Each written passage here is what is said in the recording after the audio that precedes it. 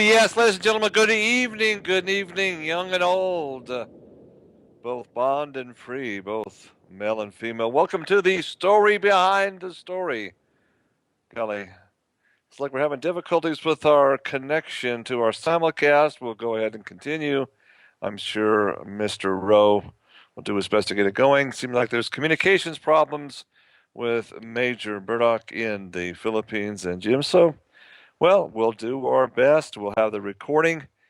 We'll spread it on to those that are not listening because of those connection problems. You know, it's amazing, folks. It's when you start really talking about certain things, suddenly we start having connection problems, and it's quite easy to make things happen on the World Wide Web if you're a spook, a CIA/NSA agent that flat out has all this information going into one big source called DARPA's Jade supercomputer.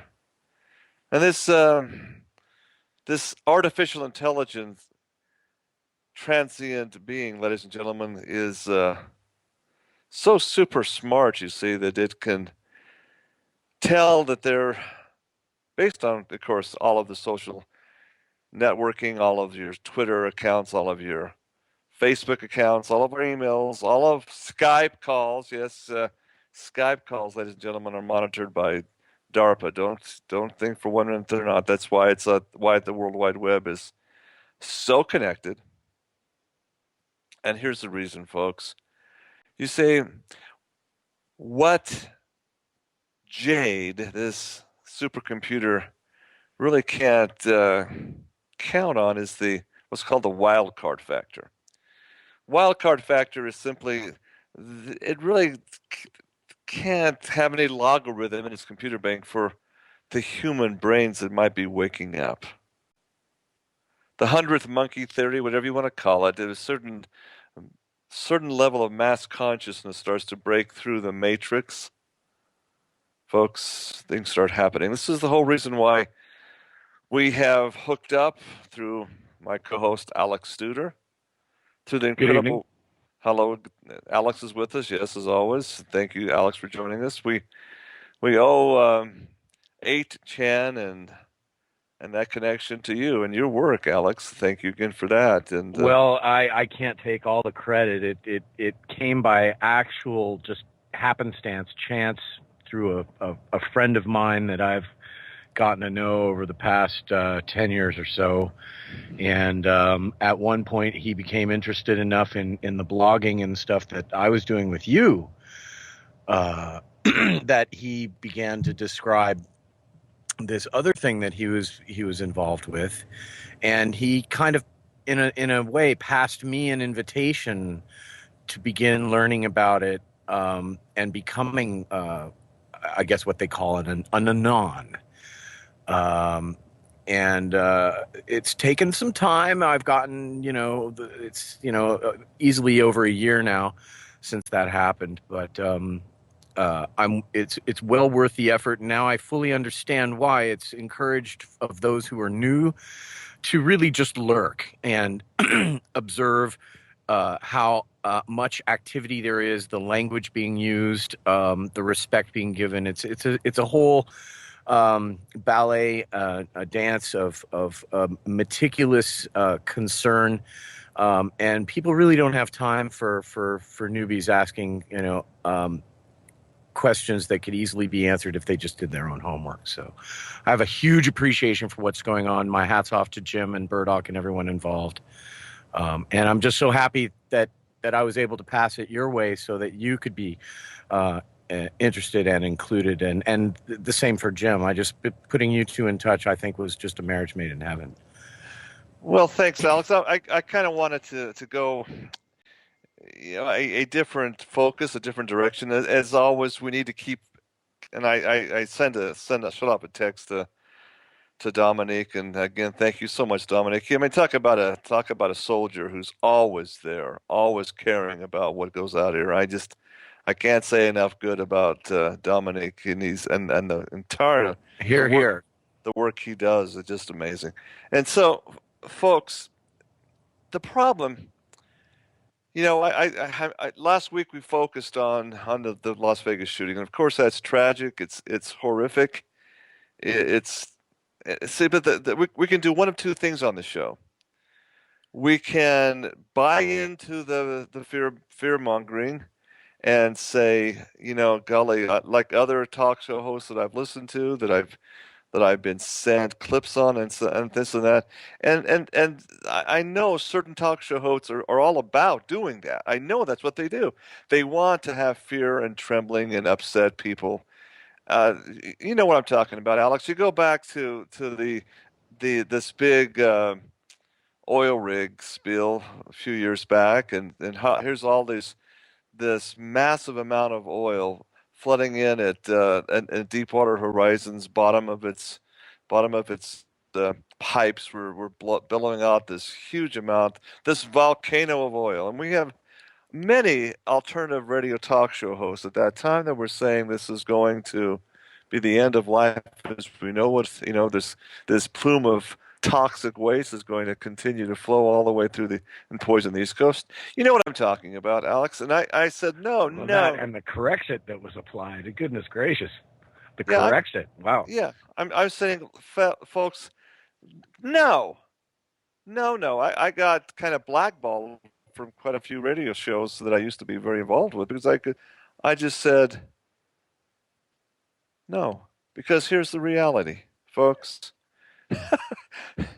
Water, ocean water, has a certain point in which, at a depth, at a certain point, the weight of the ocean water makes oil become non-buoyant. It doesn't come to the surface any longer. It actually goes to the bottom of the ocean itself, and there it's basically a nutrient. And I know that sounds totally wrong because you see the mainstream media want to have predictive responses of, oh no, the earth is coming to an end, the sky is falling. I call it the Chicken Little mentality, okay? And so, folks, I'm saying no. All of this is hype, and we as alternative radio show hosts, we need to have responsible journalism. We need to be investigative journalism and just simply tell the truth. I came against, there's actually four very well-known, very well-listened to radio talk show hosts that I consider to be personal friends. Until I came out and says, quit doing this, guys, because you're spreading misinformation and disinformation, and they basically cut off communications with me. But the reality is, folks, look, who knows? Has it happened? Has this Deepwater Horizon spill poisoned the planet? No. The reality is, there as we speak, throughout all the Gulf of Mexico, throughout much of the Earth's oceans, there are volcanoes of oil right now. There's a great field of study at Texas A&M University. They've been for years and years sending very deep water probes down and studying the ecosystem, finding out there's all kinds of really cool enzymes down there that gobble up that oil and do all kinds of fun things with it. Folks, what I'm saying is these things are happening not by accident, but by a complex dance and choreographed script. That's the issue. That is the issue. We have to look at the big entire picture and not get so consumed with looking at the trees that are diseased, because we got to see the whole forest, Alex. And yes, we can look at the mine's trees. On fire at the moment. Okay. I know. I hear you. How's it going for you? I mean, that the whole Northern California is in flames. It's tragic. And that's the understatement of the century. It hits very close to home. I have personal friends who have lost their homes and are literally homeless on the street, looking for shelter tonight. And it's just heartbreaking. There's only so much that I can do as a single person. And after this show, I'll be going to a fundraising event to provide relief for fire victims. And Mr. O just chimed in, yes, hundreds of people are missing. I would say that's an understatement. It's There's, completely uncontained. It's yeah. absolutely raging out of control, and we have a big problem tonight in that winds are picking up from an east to west direction, and they should be peaking at around 40 miles an hour for a good couple hours overnight. So it's not looking good for the next 24. Well, see, this is all again being blamed on what? Well, right Climate now the media change is and, trying to pin it yeah. on PG&E, and they're trying to say downed power lines and what forth. But I'm until I see hard proof, I really just remain skeptical because 6 of these fires came up all at once in different locations, almost in a strategic pattern. And I just raise an eyebrow, and I'm very, very skeptical. This could have been a diversionary tactic, wag of the frog style, to get us to stop. And it's working because there's certainly nothing in the media up here about Vegas anymore. Well, see, that's exactly what I'm getting at, Alan. I was hoping you would jump on this, as I was going to segue into that very thing, the fires in your neck of the woods, and ask what's going on in your life on this. But folks, here's the reality. I would highly recommend a book by the author's name is Zane Grey. Now, Zane Grey, you think, oh, that's a Western genre, and yeah, that's what he did, a lot of it. But geez, it's much more than that. He wrote a book that I got a hold of. I forget how I did it. I thought I'd read every one of Zane Grey's westerns. My father was a terrific, incredible Zane Grey fan. The book that he wrote, though, it's not a Western. It's basically a documentary book that he wrote. It's nonfiction. It's a true story. It's called The Desert of Wheat. The Desert of Wheat. It's the story of the Palouse, eastern Washington Valley during the 1910s. Incredible, rich, fertile valley that was, man, it's just a huge breadbasket of not only fruit trees, but waving fields of wheat, of grain. I mean, it's incredible how blessed that part of the country was. And so Zane Grey was there actually documenting it during this era of American expansion, the Palouse Valley, Washington, Eastern Washington, Washington State area.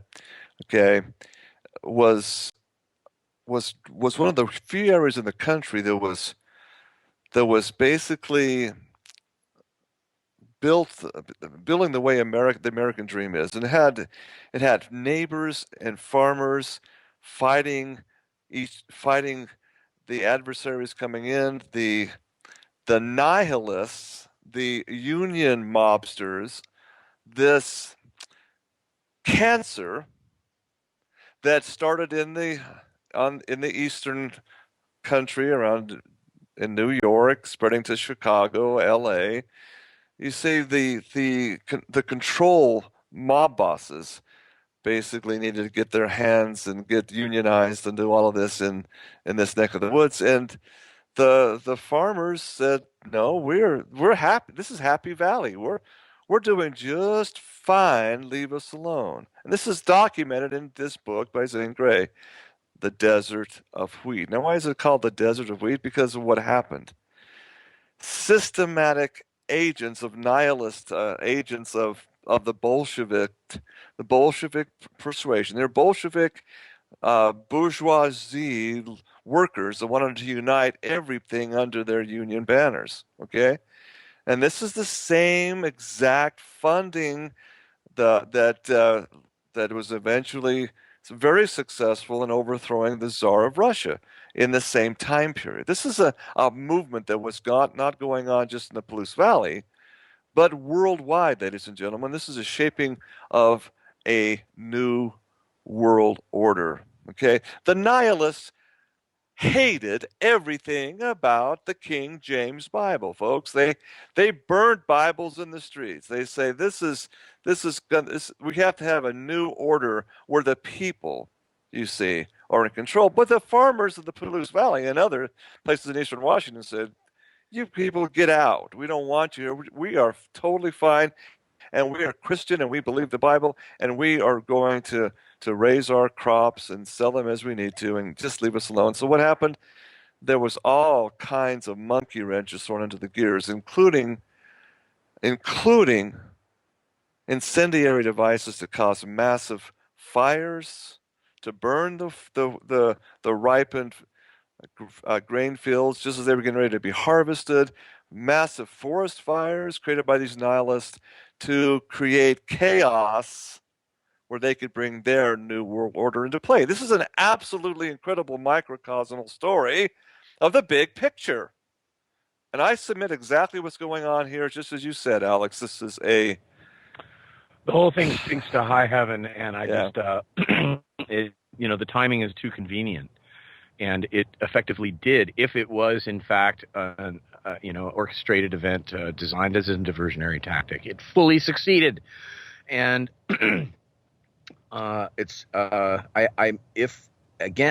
it's true, I suspect it's probably not the last by a long shot in a series of others. I think the biggest thing happening when it did, on the Sunday, the night that it did, targeting the flag-waving, largely Bible-believing crowd of white Christians. So that's who really follows the genre of country music. As you well know, the demographics there in your I have friends who were there. Yes, indeed. So folks, what's really going on in the world that we're not paying attention to because of these things? I am fortunate enough to have a couple of very, very key sources of information that they have asked to remain anon, but I'm telling you, they are as high as they get for the factual information, folks. And they've pulled my butt personally out of the fire for the last 30 years. I'm talking about the JFK Jr. situation, these type of things, folks. These are men that I trust explicitly because they have saved my bacon, believe me. Do you know, ladies and gentlemen, what's going on right now in Syria? How close we are to having Russia attack us in Alaska and come down. We are on a powder keg. This is worse than it was before Pearl Harbor, folks. It really, truly is. This major general, this Russian general that was killed because of United States treachery in Syria is the equivalent of the Archduke Ferdinand being assassinated, and what's happening in Russia right now. But the media is like it's sleep at the switch. They don't care. The intelligence networks are lapping it up. It's exactly what they wanted to have happen. They want to have a major new World War III, and this time, folks, they want it to be here on American soil. Americans have gone fat, lazy, and asleep at the switch. That's the reality. Okay? There is technology that Russia and China have employed that has scared the Joint Chiefs of Staff spitless. They can't deal with it.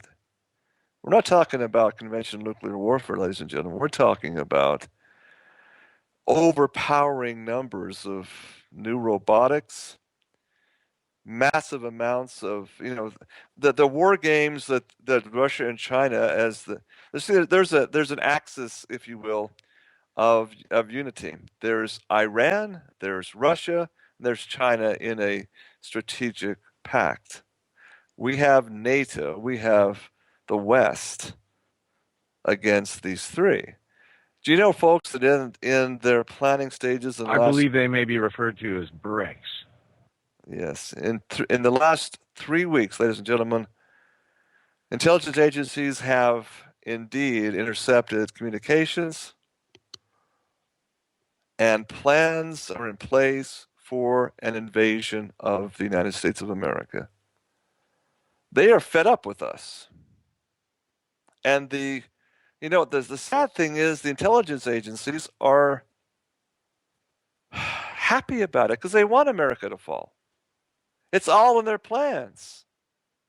You see, when you see, we've talked about this for the past 2 or 3 years, folks, the projections for America in the year 2020. These are put out by the military industrialist think tanks that project these. They're not for public consumption, but if you know where to find them, we're talking about the population of America being whittled down to 75 million people, folks. The demographics of our NATO allies, much the same way. The United Kingdom being shriveled down to a third of the size. And you know what? They explain why. And it's exactly unfolding according to their damnable script. And Alex, I have looked at my job on as a radio talk show host to be whatever for what it's worth, a watchman on the wall, to spread honest intelligence, whether it's the truth about September 11th by a put out by a Russian Finnish, actually who's native of Finland, demolition expert who had the absolute goods. As this was the third week after September 11th, it was the end of September. I'm broadcasting live from a live radio station, and the whole thing shuts down. The FAA pulled the switch 20 minutes into my broadcast. Don't tell me we're not censored, and don't tell me we're not under a police state. I thank God for the internet. I do thank God for Revolution Radio. And I have been thanking God for Burdock and Jim, and for the Indeed. incredible range of new listeners that we've gotten. And these are not just the average run of the mill new listeners, as you know, Alex. These are well informed people that can make a difference. Absolutely. And the anons of 8chan who are tuning into this broadcast are many of them are extremely decorated professionals in their field. We have forensic analysts of all shapes and sizes currently picking through just mountains of evidence in so many different investigations, folks.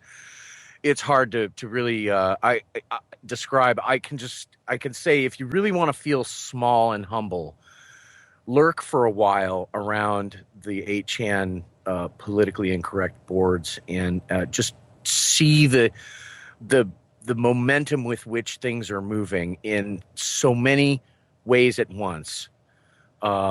It's really mind blowing to see all of the evidence that's being collected, the discussions that are happening. It's truly groundbreaking, and I am again. I just think it's an astonishing thing to even be a speck on the wall observing, much less have even a small part in participating with.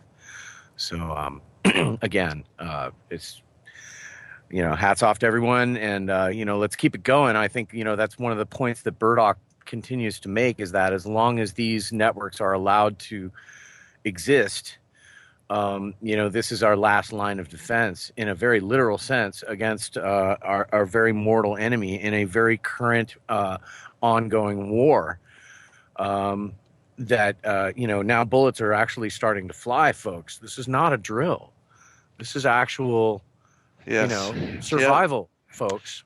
What has gone on in Syria, ladies and gentlemen, is so many Americans that just think it doesn't matter to us. It doesn't matter to what our lifestyle is here. We're just going to crack up another Budweiser and watch the playoff games. Go Cubbies! I love watching baseball. But folks, we got to take advantage. We are an interconnected world. World Wars One and Two, and again, the protocols of the wise men of Zion is calling for the most incredible final third World War. And the chessboard is set. The game of risk has identified the players, ladies and gentlemen. The maps have been drawn. And America is not looking good for us. I tell you, I, I salute our men and women under arms at this point. Yes, but it's not going to be pretty when this thing breaks out. Okay, it's just not. And I don't want to be a prophet of doom here, but it's very real. Things, there's been many strategists, military strategists over the years that say, as they put forth scenarios in their think tanks about what would precipitate the next great World War conflict. They show Syria being a key because of the importance Syria is to Russia and to the Russian bloc of power and their allies. And then you see also the importance of the Korean Peninsula and what's going on there. It's like this script. I said this from the very beginning. The moment that Trump took his oath of office, what did I say? I believe he is set aside and set apart to be the president during this next great world war. And he was the one that would instigate it. And that seems to be exactly what's happening. I think everything that's, he's being attacked by the Dennis Kucinich comes out of the woodwork finally and saying, even though he's a Democrat, that there's a military coup going on in the intelligence agencies. Yeah, of course there is, Mr. Kucinich. But what's the bigger picture? Why? It's to separate and divide the American people. And they're doing a fine job of that, aren't they? They really truly are. The fact Most certainly. that he was never elected anyway, that it was all rigged, tells you just how deep the deep state is.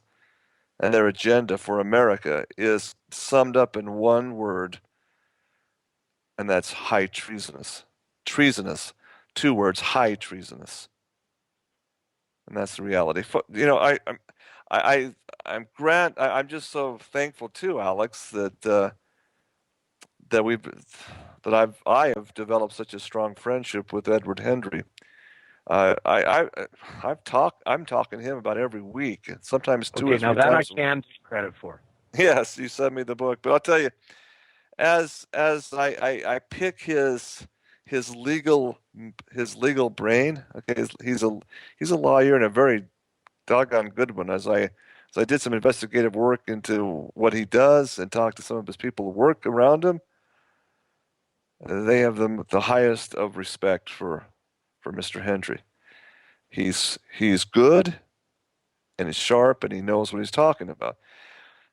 When Mr. Hendry comes on this show and says there is the mother of all conspiracies, the mother of all hoaxes, the mother of all lies, I think we should listen to him because this is like the hinge on the door that the mass mind control is all building upon. Now, this is important. We got to break out of this hypnosis, to break out of this matrix, Neo.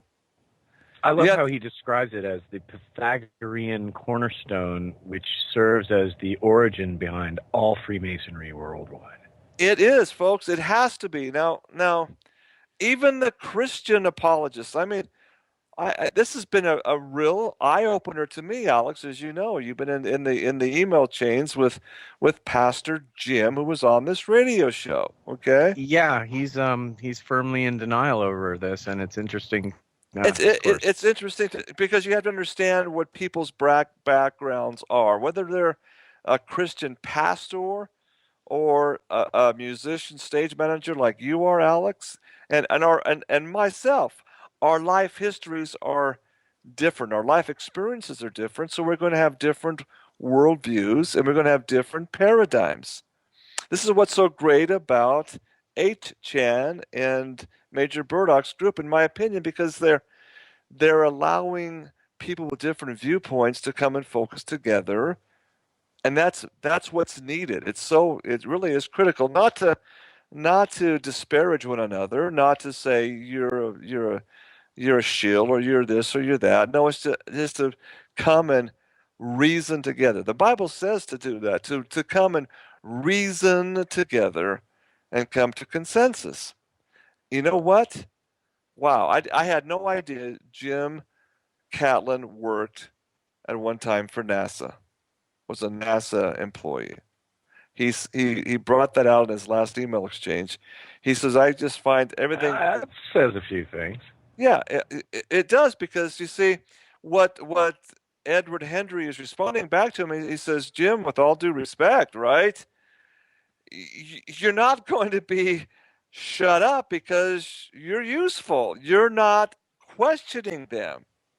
Because see, Jim's whole take on this is I did the testing on those the space shuttle nose tiles that was that had to withstand all the heat of reentry back into the Earth's atmosphere, right? So Jim was reasoning, and it's logical reasoning.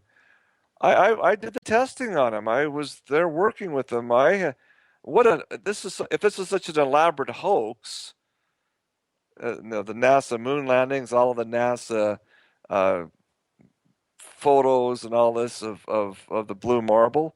Jim saying, so why would they go to such great lengths to do all this with the space shuttle tiles? He said, that's a logical, rational response, especially if you're one working at it.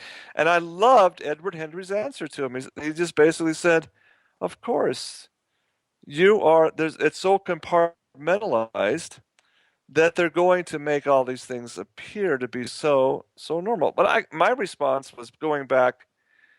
I said, Jim, you got to look at where it all began. Where did NASA begin? Who is Jack Parsons? With one of the founding nine of NASA slash Jet Propulsion Laboratories in the 1940s at the tail end of World War Some II. arguably call it Jack Parsons Laboratories. Yeah. Look at the history. I've interviewed the author of these two incredible, groundbreaking, whistleblowing investigative journalist books. Okay, and the history is what you have to look at as a Christian.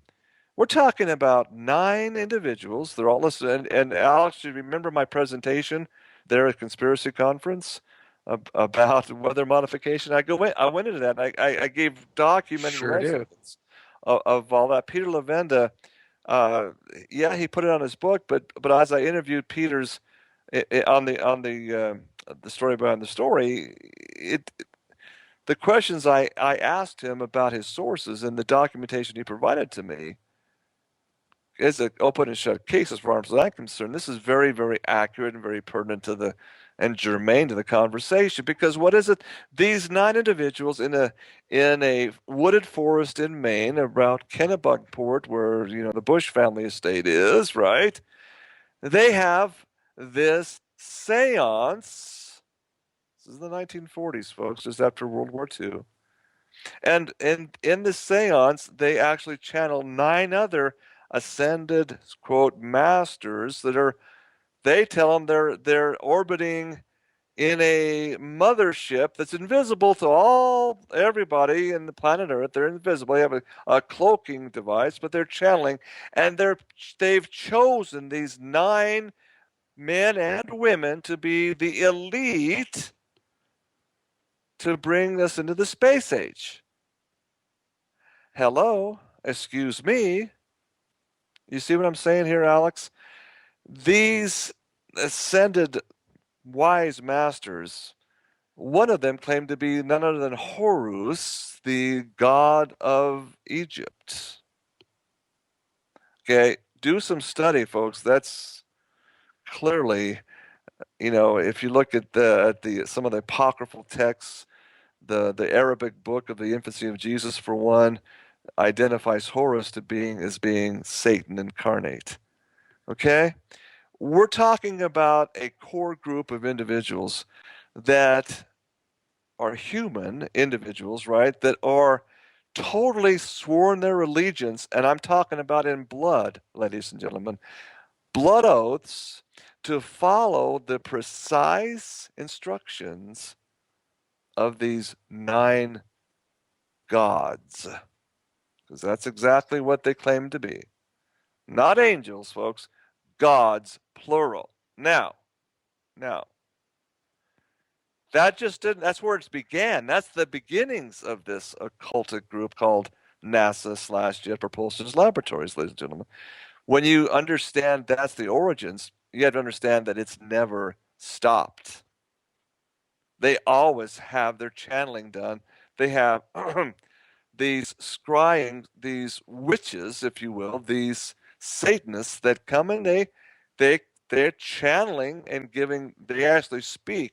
They let their I got this from an inside source inside a NASA whistleblower, by the way, folks. It's an East Indian woman that comes and her eyes will roll back into her head, so her eyes are straying up, and all you see is the whites of her eyes. Her pupils are gone, but then she'll speak in a different male voice. She is a channeler of this God that gives instructions to him. That's what this agenda is, folks. Now I get so frustrated when I talk to Christians that I know that I have always believed, I still do believe, they're honest men and women who say this doesn't matter. This is a tangent that I don't need to look at. I'm telling him, no, this is the most important thing you can be looking at. This is the big lie. I submit it is exactly the so-called, quote, great delusion that Paul, in a vision, saw.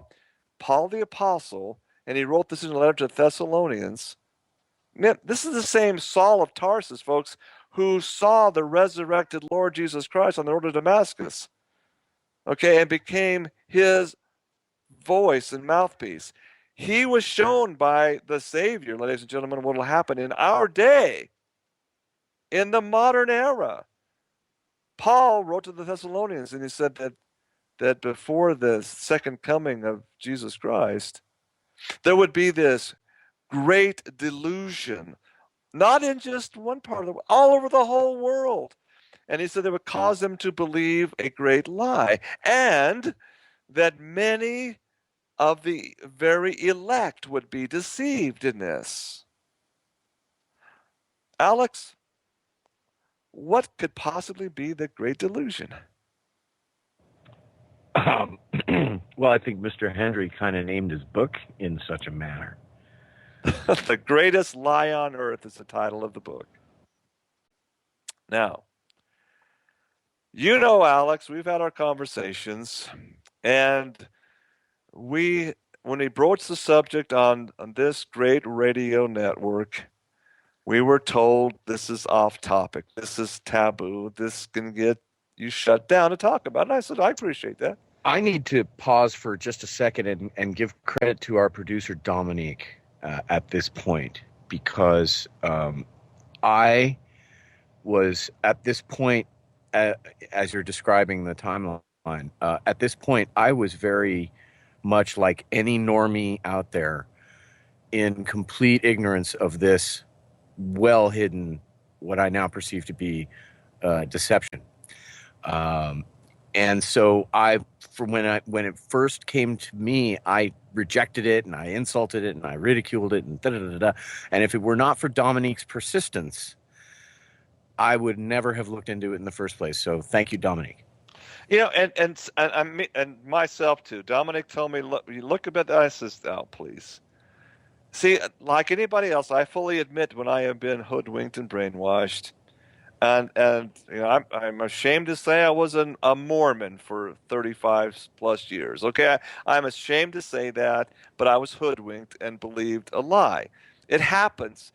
You know, there are wolves in sheep's clothing out there that are very skilled at making you believe what Hendry calls the greatest lie on earth. Even Edward Hendry didn't believe all this until he, as with his legal mind, his brilliant legal mind, began to look at this not as a so-called flat earther, but no, as a so-called baller trying to put these flat earthers out of business. He says, this is the most ridiculous thing. I'm going to show how it's. And that's exactly how I got into it too. I just said, enough is enough. Okay, I'm going to get in here and solve it so that nobody has to argue with me anymore about it. And that's not what happened. and when you were talking to me about it, and I'm sure Dominic can attest to the fact when he talked to me about it, I said, "Oh man, I got too many other more important issues to look at. This is not something that I want to occupy my time." So I can understand Christians, because that's the first initial knee-jerk reaction I had for many months, Alex. I said, "This, oh, like, are you kidding me?" Yeah, what does it matter? What does and how many times did I tell you that? What does it matter?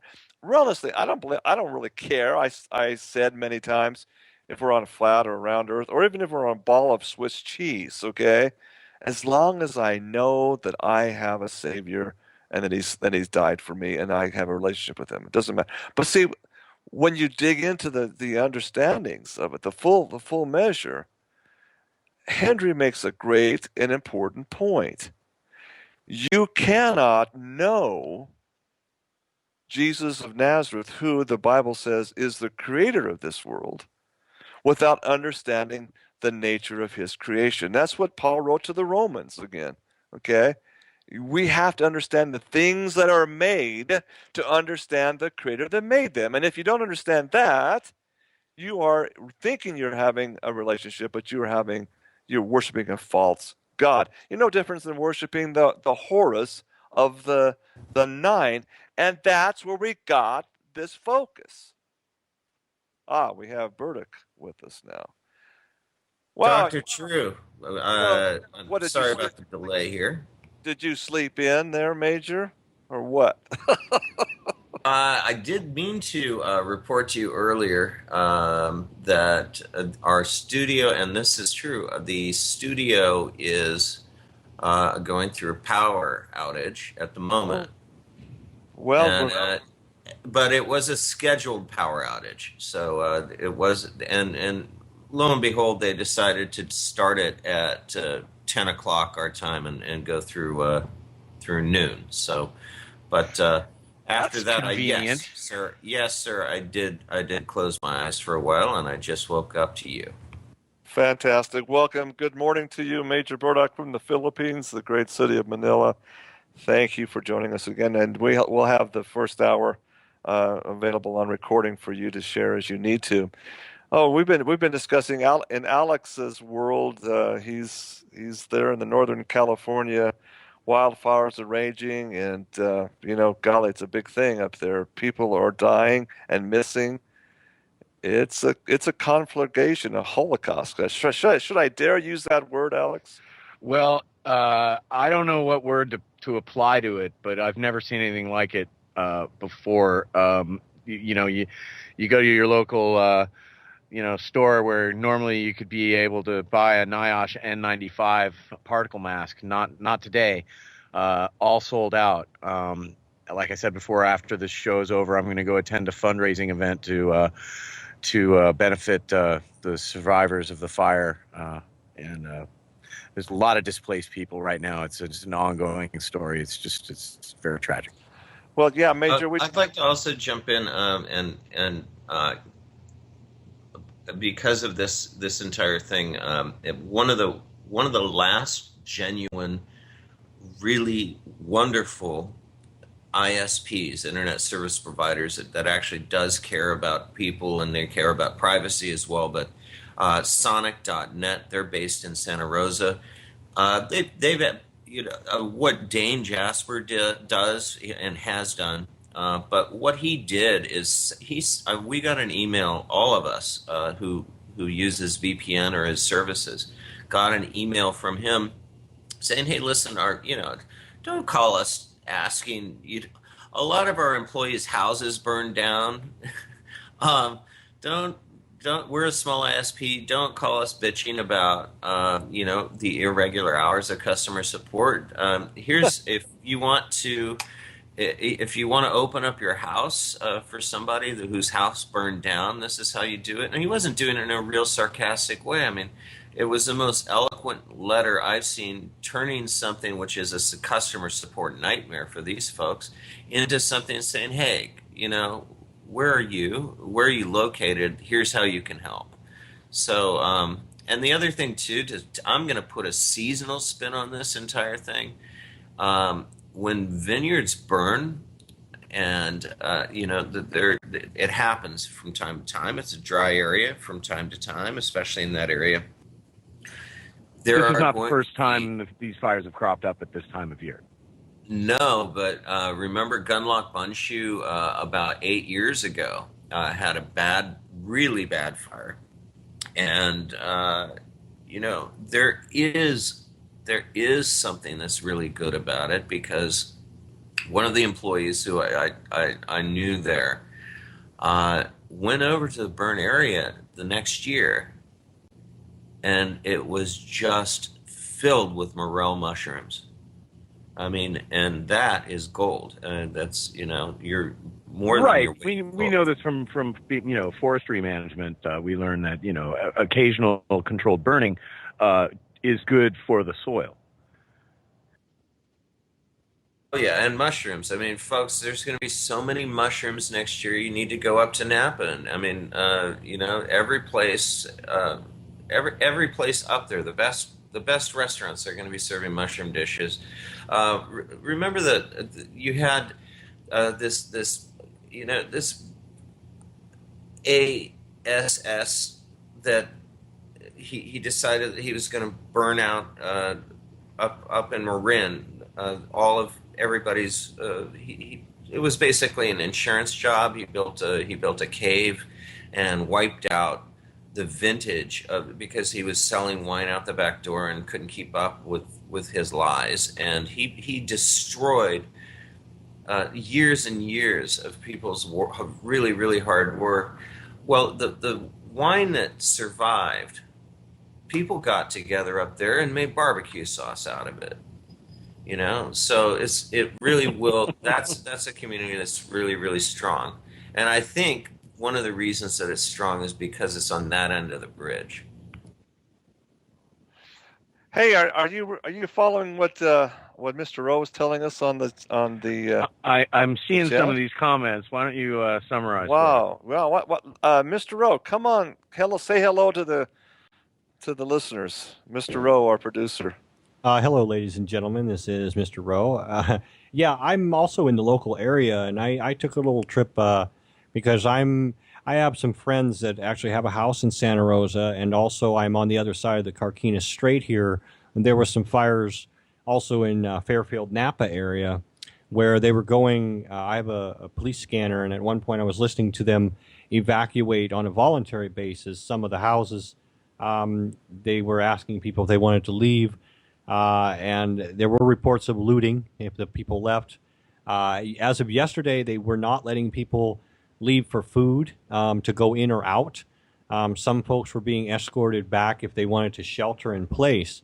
Now, the interesting thing about the Santa Rosa fire is if you look on the aerial view of the map, and also I've heard this firsthand, and I have relatives basically that are about 4 blocks away. They were evacuated at 2:30 Monday morning, and then they were allowed to go back the following day, or the same day actually, later on.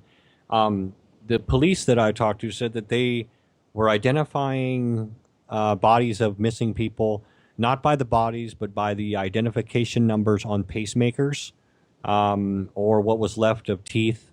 They're finding bones. We're talking about at least 500 people that are missing right now. There's no power. As of yesterday, there was no power in parts of Santa Rosa or water. I don't know. Maybe they have that now. But the interesting thing that I saw is a lot of the trees are still there.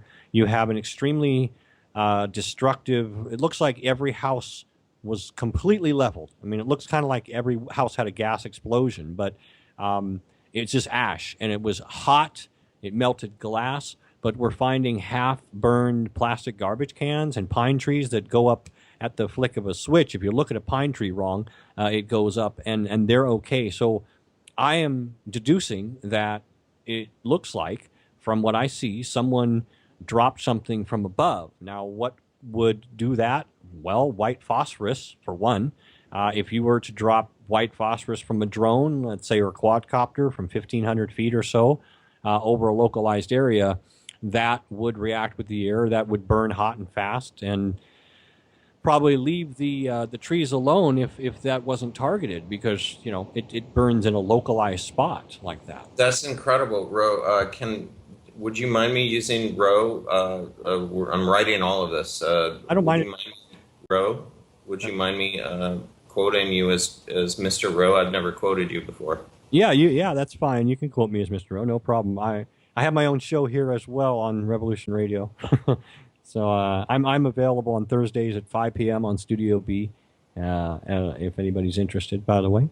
But yeah, so we have at least about probably somewhere around 5,000 people that are displaced, give or take. At least that was during the height of it a day and a half ago. Maybe they've been allowed to go back to their houses, but they set up a shelter about 5 miles away from me in one of the Kaiser, I believe it was Kaiser Richmond. And I heard them telling them we got to notify Kaiser that we're setting up this stuff in their backyard. So Have you all reached out to Dane Jasper, who owns Sonic.net in the area? no, I haven't. No. He's a tremendous powerhouse as far as he still has a lot of his wireless network available, and I know he does broadcast. Yeah, because I know about Sonic.net. I've actually considered switching to that service at one point. They run their own fiber, folks. They run their own fiber. So I'm not pitching for them or anything, but Sonic, I'm on their VPN right now. Sonic.net is, and they're what an incredible group of people. They're just. I'm going to go ahead and forward the. Let's see, where should I do it in the community chat? Dane's letter, and he's asking how he can help. So. You might want to reach out to Sonic.net. They've got their crew all together, So and communication is key at this point. Mr. O, that's a great interview. Sounds to me like for your show too. So you're right there with them. Thank you. Okay, you're welcome. Definitely, anytime. How in the world does a contact in Manila know all about this? You continue to amaze me, Major Burdock. I tell you what. Aren't we fortunate to know such people? Just, when his input last week on the show about the security apparatus of these major hotels, because he's been there, he's done it. Well, you remember when I first introduced you to him, the nickname that I had for him. Yeah. Okay, so here you go. Wow. So the whole premise, Major, that we've led up to the first hour, we're rapidly running out of time here, and the first hour is again. Let's look at this from a bigger picture. Let's look at what's happened in Las Vegas and the timing. As I mentioned, I'll just briefly say it again. There's a great book written by Zane Grey in the 1910s called The Desert of Wheat, that talks about this very thing happening in the Palouse Valley of eastern Washington State. Okay, this incredibly lush, fertile, verdant valley, stretching out and just having incredibly large, immense, actually, harvests of wheat. How they were attacked by just incendiary devices like you just described, Mr. Rowe. They didn't have white phosphorus back then, but they did have incredible incendiary time bombs that go off in specific areas to cause incredible damage and chaos, ladies and gentlemen. Chaos. FEMA has got to be loving this year. I mean, my goodness, their budget is tripling and expanding, I tell you what. Thank goodness we have FEMA to help us. Where would we be without FEMA? We're going to have to take a break. That's where we have to be, ladies and gentlemen. When we come back after these messages. Listen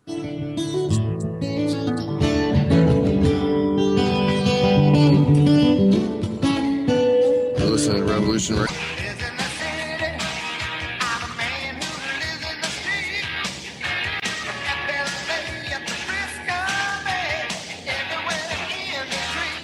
Oh, yes, ladies and gentlemen, welcome back. Welcome back. Second hour. The story behind the story, yes, broadcasting live from Ogden, Utah. No fires here, no earthquakes yet that I can see anyway, but I swear, folks, something deep in my gut tells me they're coming. I listened to the Joint Chiefs of Staff meeting where President Donald Trump came and basically told the people, and this is accurate reporting, folks. This is not made up news. Speaking about the Las Vegas attack Sunday night last, this is just the calm before the storm. He said the exact same thing as he came and met with the people in the hospital, whether they were there for real or maybe some actors. This is some conflicting reports by trauma experts. Things that don't add up. We'll let you make your own conclusions on that, folks. But what is the president of the United States telling people in the media that listen and the survivors? This is the calm before the storm. And then we have all these incredible, strange wildfires in California. What else is up their dirty sleeve of tricks? The people are being attacked. That's the bottom line. We, the people, are under attack, and very few people know it. They just think it's all random nutcases or acts of God. Your comments? Well, I believe this is the white genocide that's been predicted by so many writers for so long. And I sent you a link a while ago to remember our talk of Ernst Zundel, who passed recently. Well, I found a board also hosted on 8chan, which has a tremendous wealth of reading material that I think may help any listener new to this conversation, develop a good background on what we're talking about here. But it's called Zundel's Bunker, and it's 8ch.net /Zundel, Z-U-N-D-E-L. I love that. And I had the privilege of interviewing Mr. Zundel years back a number of times because I don't mind telling you, Alex. I don't know if you were able. This when I interviewed him I was actually live on live radio. It was before I was on the internet radio, but I came on and Mr. Zundel was living in Canada at the time, and he was in the middle of going through this series of lawsuits, right? And he was so gracious. This is what I remember so much about Mr. Zundel. He was so gracious when you talked to you on the phone that he didn't mind. I says, I'm going to play the adversary. I'm going to tell you why you're wrong, and you defend yourself. He says, I'll be happy to, because that's how we learn. The graciousness of Mr. Zundel won me over to him, frankly. Okay, because he was not grinding any axes, folks. This is my opinion of Mr. Ernst Zundel. May he rest in peace. He was never grinding an axe. He had no ox in the battle here. He had his ox wasn't being gored. Okay, what he was upset about was people taking pot shots at his beloved Germany, his native land. He says because it's really not deserved, and here's why I think it's not deserved. Okay, does he deny the Holocaust happened? No, he did not deny it happened. That's the key point. In the interviews, he said it's just that it wasn't as huge as what it's being led to believe. He says it was a terrible tragedy. Yes, the German people were pretty much shielded from that. We're shielded from so much of the real crap going on with the shadow government that we have in place today here, ladies and gentlemen. We the people are so blissfully naive, just as the common folk of Germany were, that Eisenhower had the local towns and cities come out and view what was going on. They were hidden by the trees. They were hidden. They knew something was going on there, but it didn't concern them. Folks, it's the same thing today. We don't care what's going on in Syria right now. We don't care that vast neighborhoods have been reduced to moonscapes and will never be rebuilt, that children are dying and people are being homeless. Well, now it's happening to us in Florida and Houston, Texas, and now in Northern California. It makes a difference. And where next? Utah with maybe an artificial earthquake? Yes, it's a gut feeling. And as you know, Alex, I presented this at the conspiracy conference. A technology that controls the weather, the same technology can induce earthquakes. It's simply using microwave technology, the same thing that cooks a potato in an oven, right? And what a wonderful field of plausible deniability to be able to drop such events into, if in fact it does appear clear that the technology does exist. I am not surprised what Mr. Rowe told us in the last hour. I am not surprised. It would seem to explain clearly the targeted appearance of behavior of the movement of these fires. Before we go into I mean, you guys were talking about earthquakes. Wow. This is all part of the scalar beam weaponry system known as NEXRAD and SBX-1, the floating version. I really had no idea that any of that was around until I started calling into the Art Bell show a long time ago, coast to coast and west coast. You're on the air, and I don't know. I guess he liked taking my calls. I seem to be able to get on the Art Bell show. People that don't sleep can get on the Art Bell show. But that was the one thing that he was talking about was earthquakes constantly. And this idea, and it's beyond fracking. Fracking will cause earthquakes, folks. That's no question. But you can do something a little bit more serious with these targeted weapons. So, I had to throw my 2 cents in and actually tip my hat to Art Bell. Well, I got to tell you, let me take a little bit of credit for that, if I could. Art Bell didn't come up with that on his own. I got to tell you, I'm going to blow my own whistle here a little bit, folks. Let me tell you the story behind the story of Art Bell and Coast to Coast Radio, if I could. And do you know that Art Bell started broadcasting in a little place outside of Las Vegas called Pahrump, Nevada? Pahrump, Nevada, yes. Yeah. Okay. Here's what happened. When I started doing the story behind the story in the '90s, early '90s, I got to tell you, we were offered to syndicate. My agent at the time was living in Palm Springs. She sent me a plane ticket. I jumped on SkyWest Airlines, flew to Palm Springs to ink a syndication contract. She'd already earlier syndicated Dr. Ruth Westheimer, right?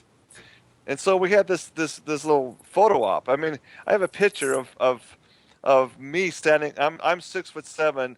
Dr. Ruth is all of 4 foot nothing. I mean, she's like she's vertically challenged. I'll tell you what. And the two of us standing there because my agent BK was like, this is going to be a great syndicated radio show. But here's what happened. As I began to read the fine print of the contract, and believe me, the contract was lucrative. It was very much. I would have walked away with 750,000 simoleons in my back pocket, and my agent would have gotten 20%. She was ready to spend the money. The syndication agreement specifically, they had final say of content, and so I says, "What do you mean?" It's basically censorship possibility. I says, I will not be censored. Okay, I will not have anybody tell me what I can and cannot say. That's the whole reason why I do the radio show.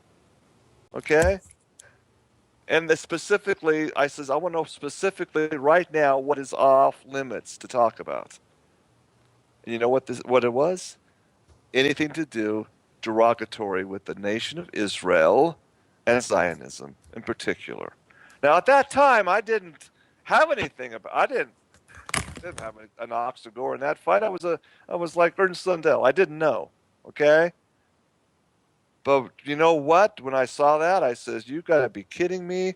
And that's one of the reasons why I reached out to Ernst Sundell. So, this being said, True, are you aware of today in the 115th Congress, currently sitting right now before them, is Senate Bill 198, the Combating European Anti-Semitism Act of 2017? Well aware of that. I've been reaching out to my senators and congressmen, and Utah is so pro-Zionist. that's the Mormon liaison with the Zionist movement of Israel. It's sickening, and it's like talking to a brick wall. It's yeah, it's probably going to pass, no problem. But the point I'm making is with all this you talk about, and I said no, I won't sign it. My agent was livid. She said, "You got to be kidding me! You won't sign this? It's great. You'll be into 55, 60 stations immediately and growing, and this is so lucrative." I says, "BK, it's not about money. I don't do this for the money. I do it for the principle." And she couldn't hardly grasp it. She was upset about it. But listen, what happened was the format that we were having in investigating, and I had radio shows on earthquake generation. I did deep, dark research on this, and guess who was picking up on it and rebroadcasting the same exact research?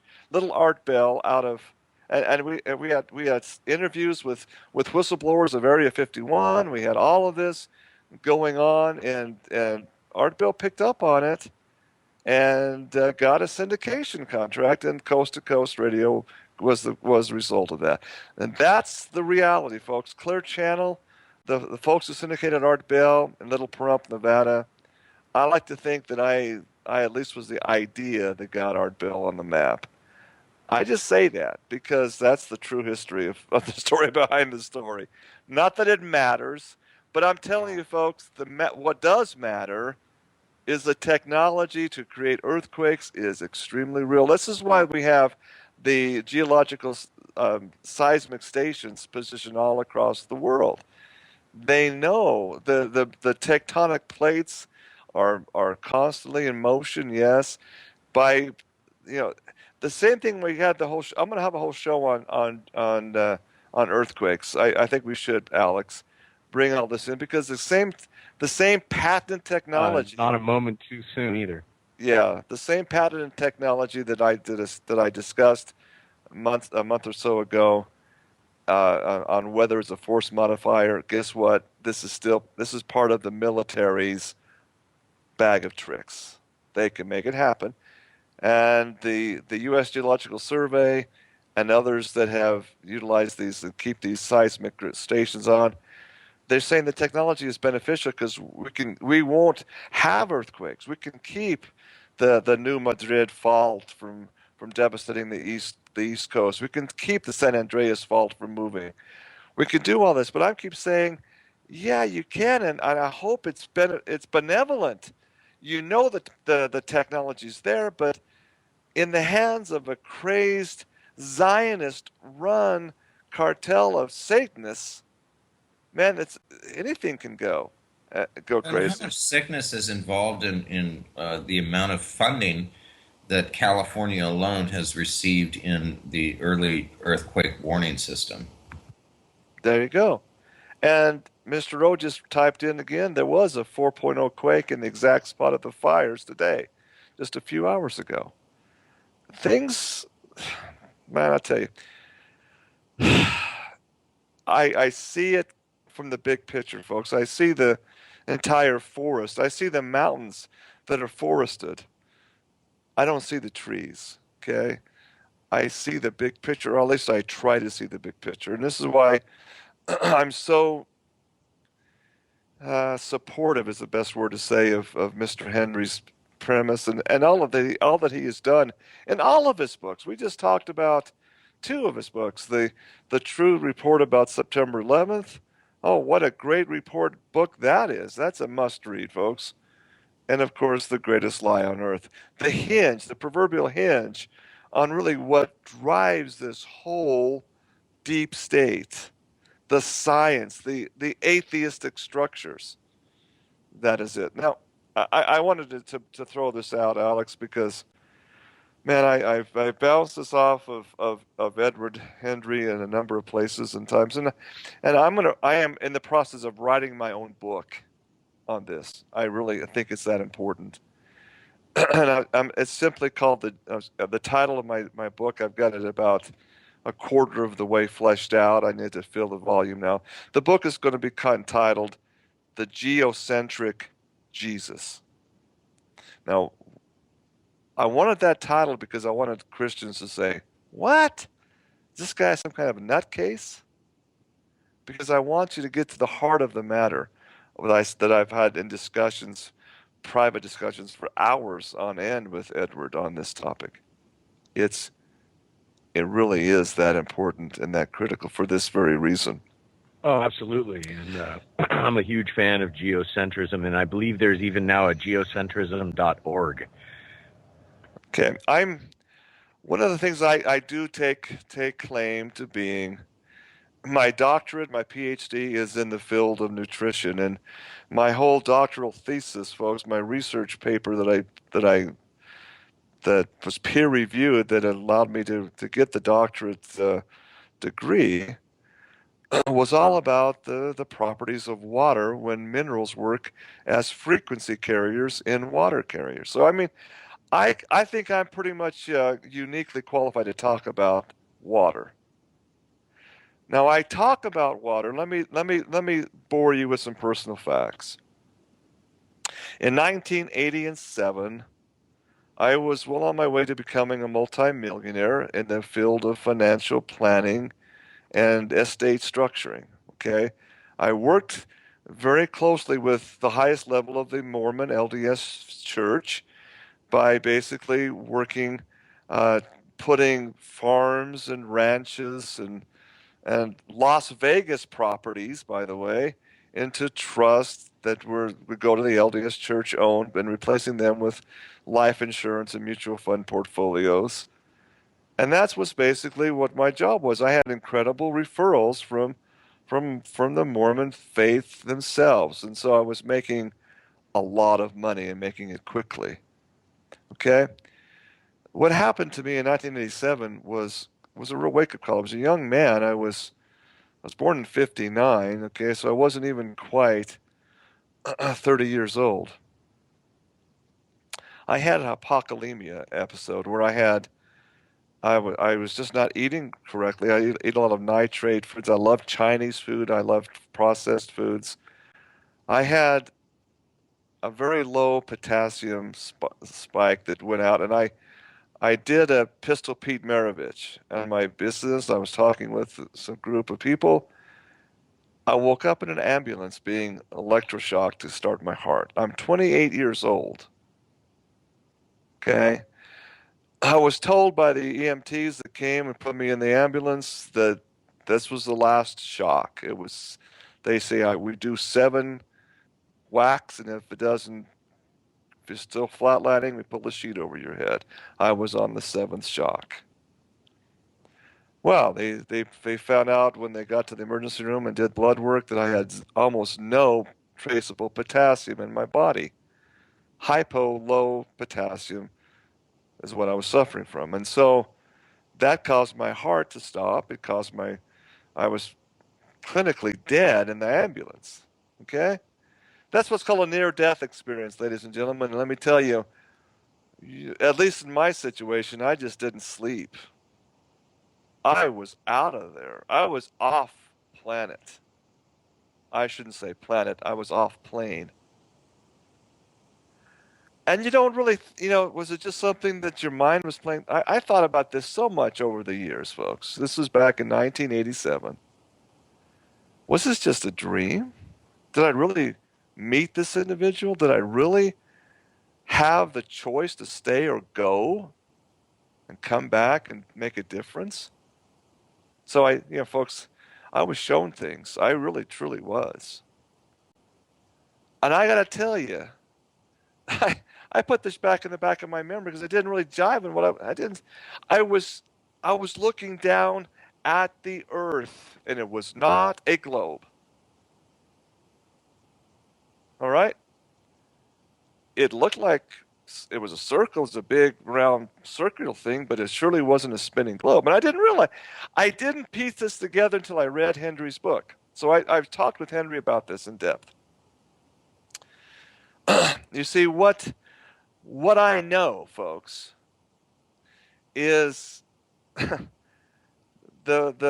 most iconic character in world history of all time is Jesus of Nazareth. Okay, I don't care whether you believe in him as the Messiah or just as a historical figure. The reality is he was the most incredible person ever to walk this earth, ever. because of the incredible claims he made.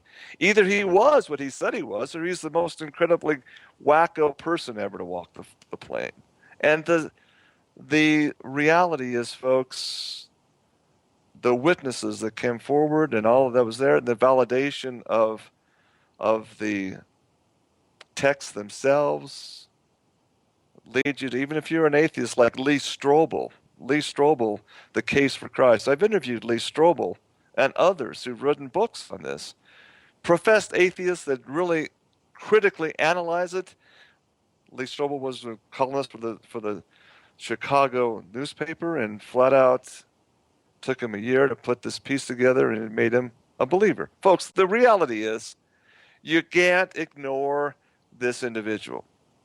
Let me tell you, it's all about water. This is why I came and learned about water and how to make minerals and how to make potassium that can be absorbed. That I wouldn't see. I couldn't absorb potassium by capsules. The only way I could get to even normal operating heart function was to have IV drips of potassium in a pit drip. But I couldn't be walking around all day 24/7 with a freaking pit drip. But they'd take me off, and 3 weeks later I'd be having low potassium. I had to make a mineral, and I had to study how to fix me, you see. And this led me to Dr. Linus Pauling, to talk to him and pick his brain. He taught me how to do the minerals. My company today is Mother Earth Minerals. The website is meminerals.com. You can go on a video and actually see my story. I repeat the story on a video tape that's on YouTube channel that we do there. Now, the reason why I bring all this out is not to sell minerals on the show. It's to tell the story of water, okay? Because water is a key carrier of this information. We see our bodies are mostly water. It's about the exact same ratio in our bodies as what we see the water ratio on this earth plane. Now keep see, I'm kind of slow on the uptake, Alex, sometimes. Sometimes I need somebody to knock me upside the head and say, think. This is what Edward Hendry's book did for me, and having conversations with Jim Catlin and others. Oh, well, the Earth is spinning at 1,000 miles per hour at the equator, and the atmosphere, the oxygen, is relative to all that. It's spinning at the same exact speed, so you can't see it. Okay, well, that's physics. The physicists have equations to show how that works. It's called Newtonian gravitational calculus. I say BS to that. I can't observe it. I don't believe it's happening. But folks, I'm going to tell you this, and I want you to think about it deeply. I don't care what you think about Gleason's map, about circumnavigating the circular flat plane. All that's really not the proof. What I'm talking about here is the proof 1,000% positive to me personally. And that's the story of water. Because you see, the story of Genesis chapter 1 is a story about water. And it has to be that way because as a naturopathic physician and as a PhD in nutrition, that's the hinge of all nutrition, is what's happening in water and water-based structures, folks. What is the first thing, Alex, that happened in Genesis chapter 1? Regarding water, is the firmament was used to divide it. That's secondly. But what's the very first? Sorry. The very first chapter 1, verse 1, and the voice of God moved on the face of what? The water. The water is where it all began. The earth there was void and darkness is all. There's nothing there, but the voice or the frequency, the sound of God's voice, and then we learn from John and St. John in his writing that the Word is God that created it. The Word is Christ. Christ was the being that created this by his voice on the face of the waters. What does that mean, folks? Do you know what deoxyribonucleic acid, DNA, and ribonucleic acid is? It's structures of water. That's what it is. An acid is hydrogen bonds. Hydrogen and oxygen forming other chains. That's where it all has to begin. When you understand that from a naturopathic standpoint, you understand that that's exactly how it had to happen. And here's the reality, folks. I don't want to. I wish I could say this in a room where I can show graphics. It's tough on the radio, but just picture this in your mind. I love looking through astronomical observatories. Here in Ogden and Weber State University, there was something called an Ott Planetarium that was founded by my great uncle Leighton Ott. Okay, it's my namesake. I go there and we can look at the stars and we can see these. Yeah, I can see Mars. I can see Saturn's rings. I can see Saturn itself. I can see Jupiter, this great, wonderful, starry-looking thing. In a big telescope, you see that it's round and it's a sphere and it's circling and it's moving and there are moons around it. I see them. I see Pluto. I see Venus, the morning star. But you know what I don't see? I don't see water anywhere. And that's key to this discussion.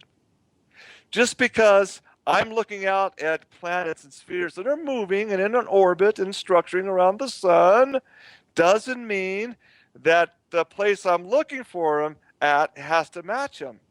It's like looking at the lights hanging from a gymnasium. They're round and circular, and sometimes they move around a little bit, yes. Doesn't mean that the floor of the gymnasium is circular and spherical. See, that's where we lose track. And I've read Kepler. I have read in depth Johann Kepler. It's a genius. I tip my hat off to him. I tip my hat to Newton. I'd even tip my hat to Copernicus because they were observing, but they had to say, well, because I'm seeing this out there in the ether, we have to be the same thing. I say no. And the reason because there is no water on these spheres, folks. And this is so key. This is so key. Water is an amazing life force. Without water, we have no life as we know it. We have no intelligent life. You see, the Creator had to make it this way. Water is the first Lego in the building block. It has to be. Without water, there is no DNA. Without DNA and RNA, there is no life forms. There is no flora. There is no plants. There is no fauna. There is no life forms, folks. There just isn't. So what does this mean? When you look up and there's no water out there in the inhabitable universes that we see with telescopes, well, look at the properties of water. Water is the only substance that we know that's amazing. It's formed of two gases. Hydrogen, very number one on the periodic table, is the lightest weight gas there is. Hydrogen and oxygen, H2 hydrogen, one oxygen form, and suddenly you have no more gas. You have liquid. You have two lightweight gases combining to form a very heavy molecular weight structure called liquid water. Now, physicists I've talked with about the nature of water, they say, well, yeah, we know that, but we can't explain it. That's a big mystery. How does two gases form a liquid that becomes very heavy by relative to the two lightweight gases? It doesn't make sense, but we know what happens. Now, we can dissociate water back into its hydrogen, oxygen gases. I do that. And you know what? I run my car motors off of water vapor, hydrogen, oxygen. It's Brown's gas. Yeah, it's Brown's gas. I've done it for you. Know what I'm talking about, Alex. I mean, sure. Yeah, any conventional motor can be modded. You just basically have to go to aluminum heads because otherwise it'll corrode. Exactly. But you know, the Stanley Meyer, we worked with him, helped him create it. Stanley Meyer was poisoned. My partner, Vance Abersold in Sacramento, was working with, we had our prototypes up and running. We had them outfitted on Caltrans buses. Vance Abersold was the retired head chief engineer for Caltrans out of Sacramento. And you know what? We were told this wasn't going to happen. We talk about being on the cusp of being trillionaires, so that's what we were doing. Stanley Myers dies, Vance dies, and I'm protected by my guy in D.C. or I'm dead too. That's a reality, folks. But water is so critical because you see what it has the energy quotients. You split heavy water, you have thermonuclear weaponry, folks. You have atomic. And Pons and Fleischmann showed you also can use cold fusion on water and release energy without fallout. Ha ha ha. Pons and Fleischmann are hired after being blackballed by the scientific community out of University of Utah. They're picked up by Chairman Toyo of Toyota Company, and in their laboratory they build a fuel cell car running off water. And they're ready to putting out and have a prototype at a car show, and they're told they're not going to do it. And Toyo says, "You can't tell me what to do. I'm a Japanese multinational."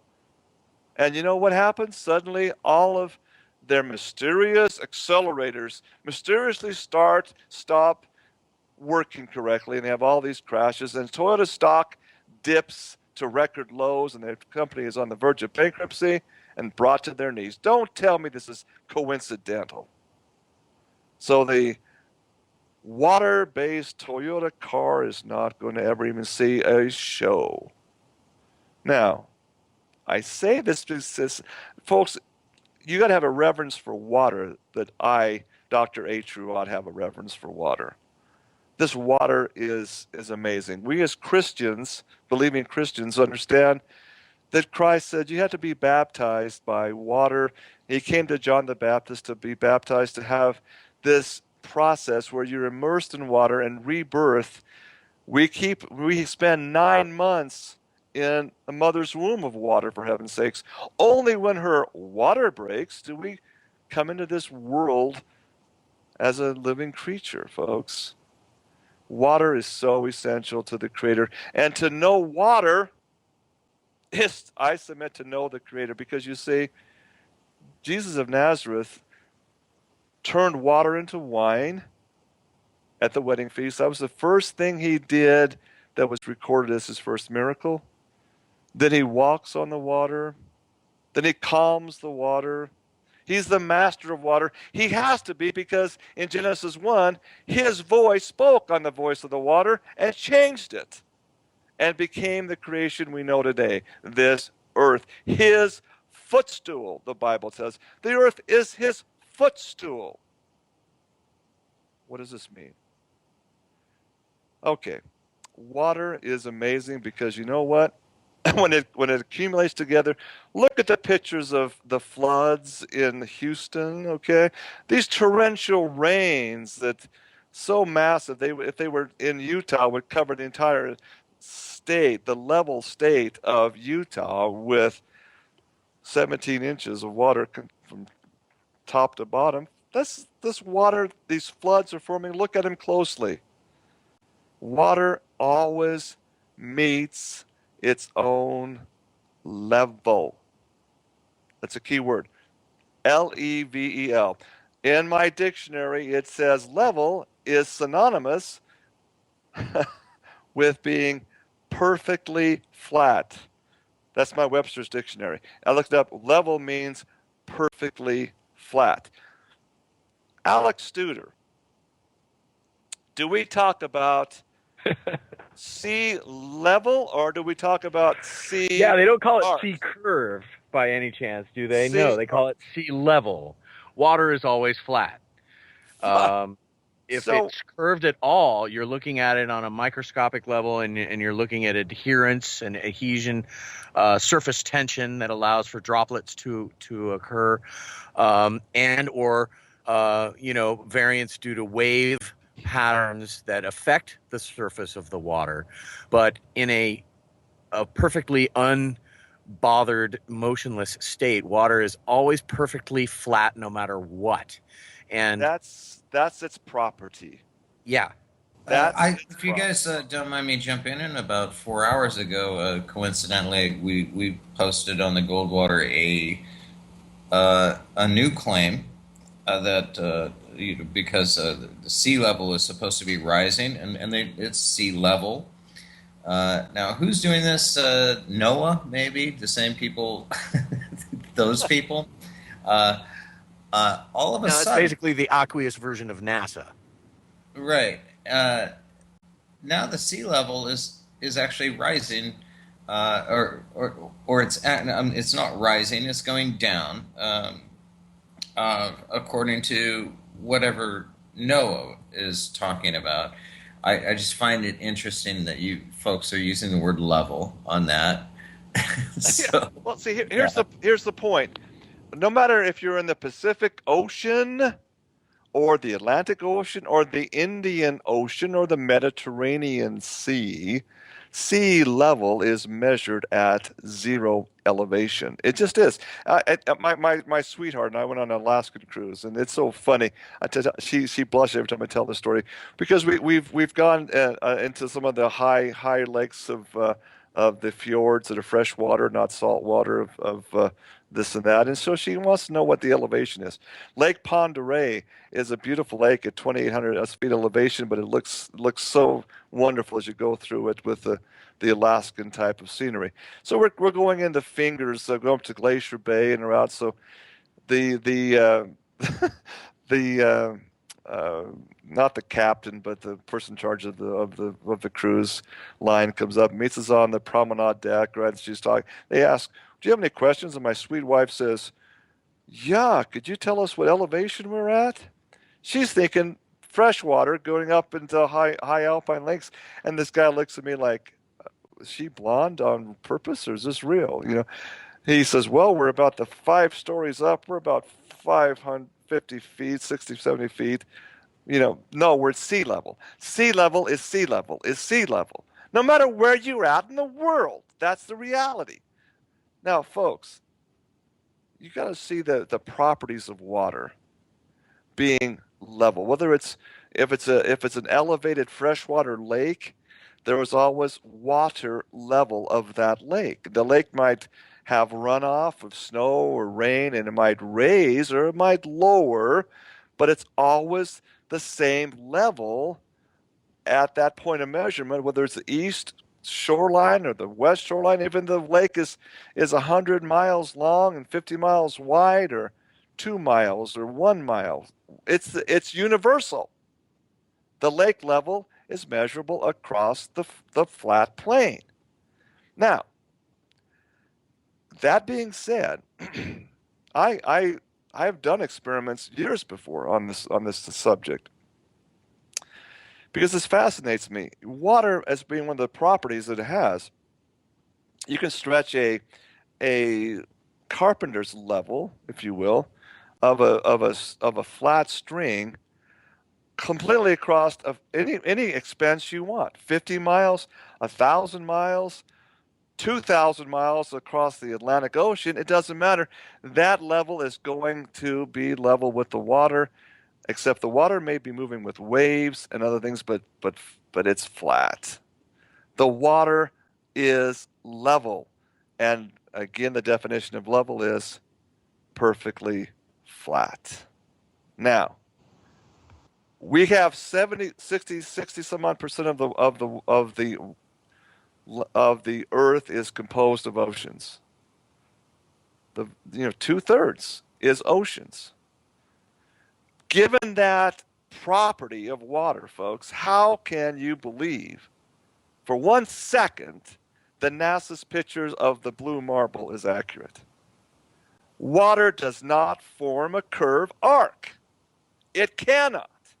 It will not, and there's no principle whatever of magnetism or gravity that will show that it does it. Now, that's a fact, folks. And so what do you have? The only other alternative to say that this makes sense is Alexander Gleason's 1892 map, where he patented and said this is the world as it really is, and I say amen. And so does the U.S. Geological Survey, which uses his map, which is most accurate, and so does the United States Pentagon in their war room, where they track all of the nuclear submarines in our ICBM fleet. They have to know where those are, and they have to know how accurate they are. They can't use a globe there because it's BS. It's not true. It's not real time. And more importantly, folks, I verified this as absolutely true. And I told this to Henry. I says, this is the thing that caught my attention in your book more than anything else. It is absolutely true. The FAA, the Federal Aviation Administration, when they set their computers to track the flight simulations of our nation's air traffic control grid, it says right in the manual they have the azimuthal Gleason's flat Earth coordinate map because it's the only one that's accurate. Now, who's being lied to? I don't know about you people, but I'm getting pissed off about people thinking this Earth is a spinning globe. It's a lie.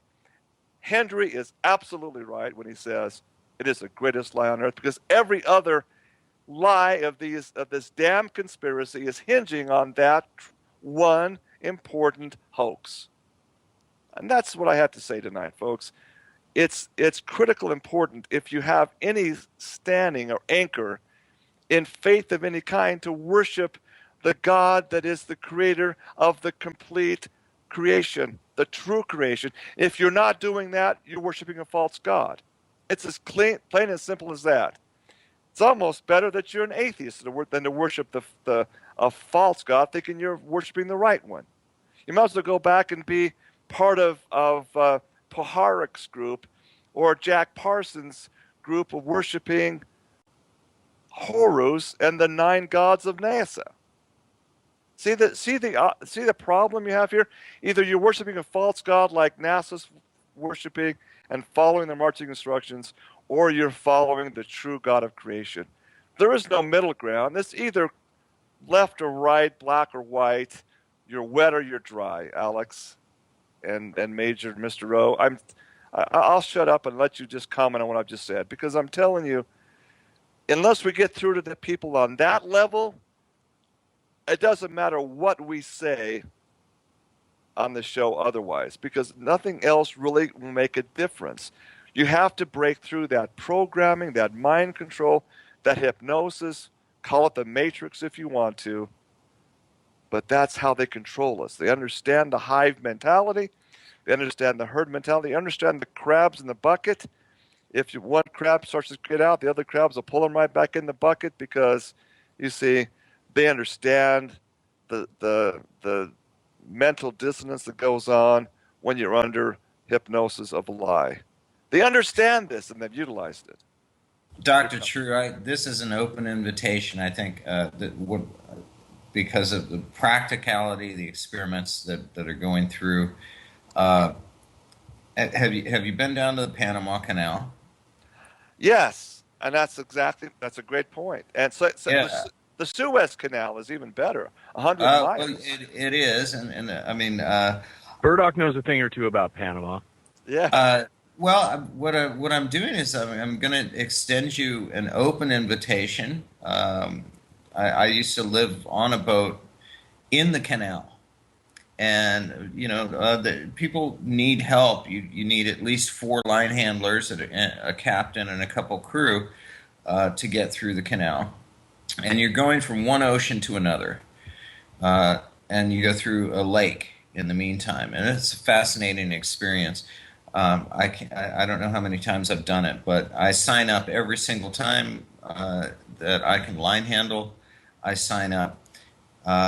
So guaranteed, I can get you on a boat down there at the Balboa Yacht Club to line handle, and that is some real world experience. And I really would love to be with you on my next trip through. Let's do it. Let's take a video crew along and do a video documentary on this. If you're looking at the Abby, Skype, are you listening? Abby, Diane, there's a technician that we have, but we have a video crew as well, so they'd love to know. I would deem that an honor, and I will definitely put it on. Let's make it happen. Let's schedule a time and do that. I think it'd be great to do that along with the field trip. The publishing. Okay, of we'll my be book. taking a field trip, folks, to sailing vessel Inshallah, which is owned by a gentleman who happens to be the Commodore of the Balboa Yacht Club. And we may not be going through on Inshallah, but we'll take the first vessel through. And it sounds like we got 3 hands and at least 1 person to film. Oh, let's make it happen. I will do that. Thank you for the invite. It's a wonderful idea. But I just want to look at, we have the icon of Dominic, and I keep looking at this every time we do the show. On the Skype board, there's his icon.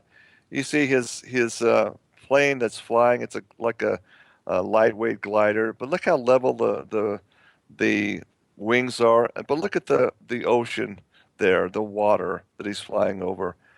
That's the level. I mean, and no matter where you are, whether you have a telescope or the most powerful spotting scope you can look at, you can see that out there, and that is as a flat, a level plane as you can possibly get. True, I know we're running out of time, but I have to tell you, I was sailing from on Inshallah down to Panama, and we were becalmed, and for about 5 days, and you make a decision, you're not going to run the motor because you might be drifting in the right direction or not, and so I just got in the habit of tying one of the ropes. Actually, it was a halyard around my ankle and just jumping off. And during that time, I never knew that the ocean, I always thought the ocean had waves. But when we were becalmed, it was, I mean, you could throw a penny and you would see the ripples forever. I mean, me jumping into the water disturbed everything.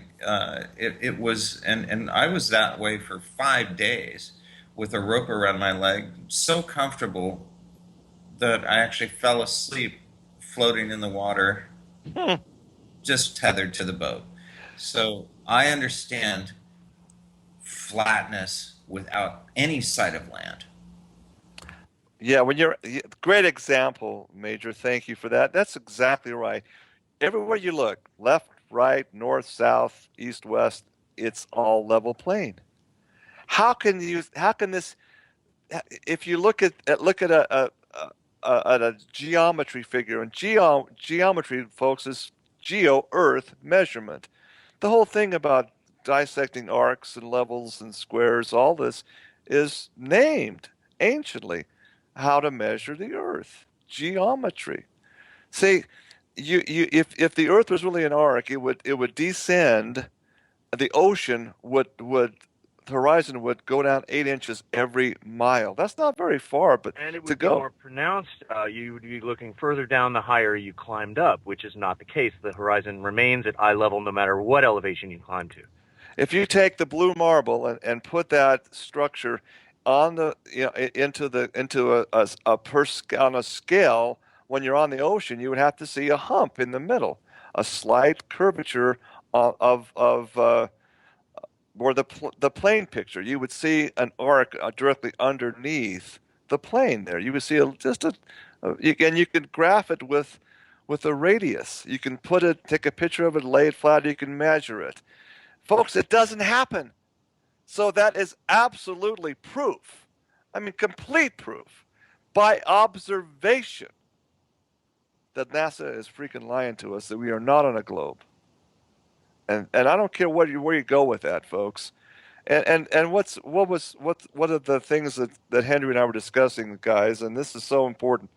In his newest edition of the book, he's examples of people that have like me, right, have gone out and done their own investigation and scientifically, trying to prove it to themselves that what Henry is saying is accurate.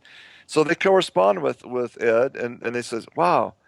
One fellow, and John McIntyre, went out and did his own equidistance measuring of 3 separate little mountain peaks in his neck of the woods. The mountain peaks, he was at the exact same elevation, and the one peak was 38 miles away, etc.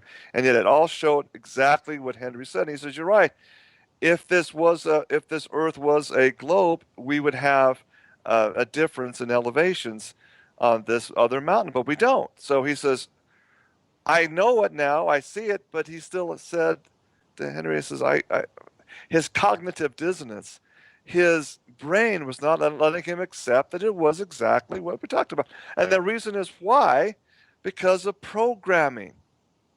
You're so programmed to believe the central lie that he can't believe what his mind is showing him now, and his eyes are, he doesn't believe his own eyes and his own calculations.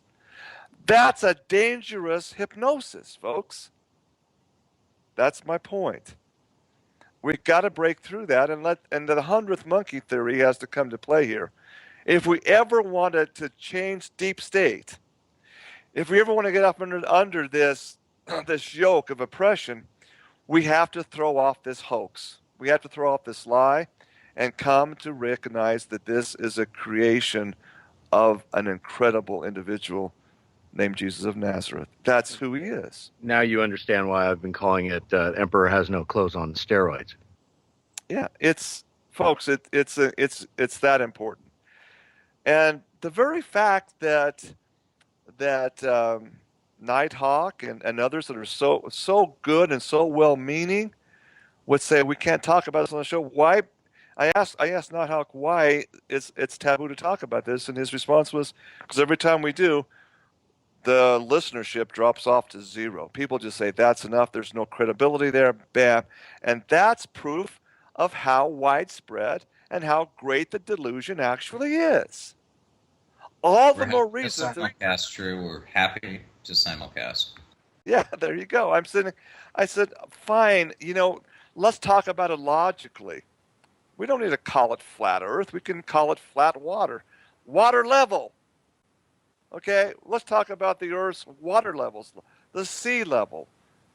And folks, the only way it makes sense is exactly what Alexander Gleason showed after 30 years of intensive study himself to make this incredible map that is used by our government agencies. Excuse me, if they're using it, then why the hell are they lying to us and telling us it's not that way? Is that a fair question to ask? I talked to my guy in D.C. He has been in that war room. He knows how the codes are worked. He's that high level of security. When I bounced this off of him, he said, yeah, yes, that's exactly the way it is. True, he said. I was so I says, how long have you known this? He says, I've known it since day one. And I've known this, but you see, the elite do too. And I know, but the people don't, and I'm not in a position to put my career and profession in. And he's basically silenced because of the power of the cartel. Now, that doesn't mean I can't, because I have no entangling alliances there. Okay? I can just tell the truth.